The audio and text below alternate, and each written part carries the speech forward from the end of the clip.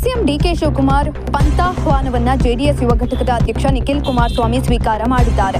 ದೇವೇಗೌಡ ಕುಟುಂಬ, ಡಿಕೆಶಿ ಕುಟುಂಬ, ಯಾರ ಆಸ್ತಿ ಎಷ್ಟಿದೆ ಬಹಿರಂಗ ಚರ್ಚೆ ಆಗಲಿ, ಚರ್ಚೆಗೆ ದೇವೇಗೌಡರ ಕುಟುಂಬ ಸಿದ್ಧ ಅಂತ ಡಿಕೆ ಶಿವಕುಮಾರ್ ಸವಾಲು ಹಾಕಿದ್ದಾರೆ.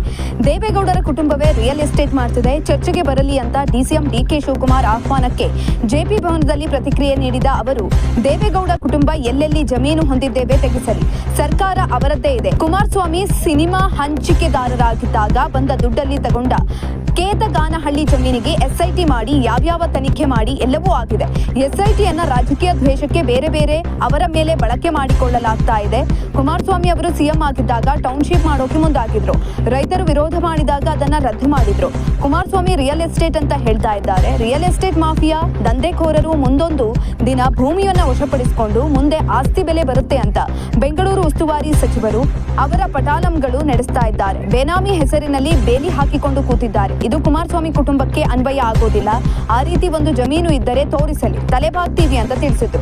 ಇನ್ನು ಕುಮಾರಸ್ವಾಮಿ ಕುಟುಂಬ ಇರೋದು ನಾನು ಒಬ್ನೇ, ಎಲ್ಲೆಲ್ಲಿ ಜಮೀನಿದೆ ಬಂದು ಚರ್ಚೆ ಮಾಡಲಿ, ನಮ್ಮದೇನಿದೆ ಅವರದ್ದೇನಿದೆ ಬಹಿರಂಗವಾಗಿ ಚರ್ಚೆ ಮಾಡೋಣ. ಡಿಕೆ ಶಿವಕುಮಾರ್ ಆಹ್ವಾನಕ್ಕೆ ದೇವೇಗೌಡ ಕುಟುಂಬ ಸಿದ್ಧವಿದೆ.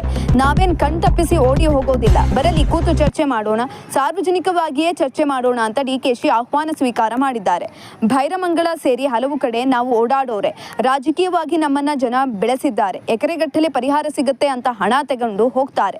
ಹೈನುಗಾರಿಕೆ ಮಾಡೋರು ಏನ್ ಮಾಡಬೇಕು, ಸಣ್ಣ ಸಣ್ಣ ಜಮೀನು ಇರೋರು ಏನ್ ಮಾಡ್ತಾರೆ, ಗುಂಟೆಗಟ್ಟಲೆ ಜಾಗ ಇರೋರು ಜಮೀನ್ ಮಾರಿ ವಾಚ್ಮ್ಯಾನ್ ಕೆಲಸ ಮಾಡಬೇಕಾ, ಹೋಟೆಲ್ನಲ್ಲಿ ತಟ್ಟೆ ತೊಳಿಬೇಕು, ರೈತರನ್ನ ಒಕ್ಕಲು ಎಬ್ಬಿಸಬೇಡಿ ಅಂತ ಬಿಡದಿ ಟೌನ್ಶಿಪ್ಗೆ ವಿರೋಧವನ್ನ ವ್ಯಕ್ತಪಡಿಸಿದ್ರು. ಇನ್ನು ಕುಮಾರಸ್ವಾಮಿ ಯಾವತ್ತೂ ಹೆದರ್ಕೊಂಡು ಓಡಿ ಹೋಗೋ ಜಾಯಮಾನ ದೇವೇಗೌಡ ಕುಟುಂಬದಲ್ಲ, ಬರಲಿ ಕೂತು ಚರ್ಚೆ ಮಾಡೋಣ, ಯಾರ್ಯಾರು ಎಲ್ಲಿ ಜಮೀನ್ ಮಾಡಿದ್ದಾರೆ ಅಂತ ಜಗಜ್ಜಾಹೀರಾತಾಗಲಿ, ಚರ್ಚೆ ಮಾಡೋಣ ಅಂತ ಡಿಕೆಶಿಗೆ ಸವಾಲು ಹಾಕಿದ್ದಾರೆ.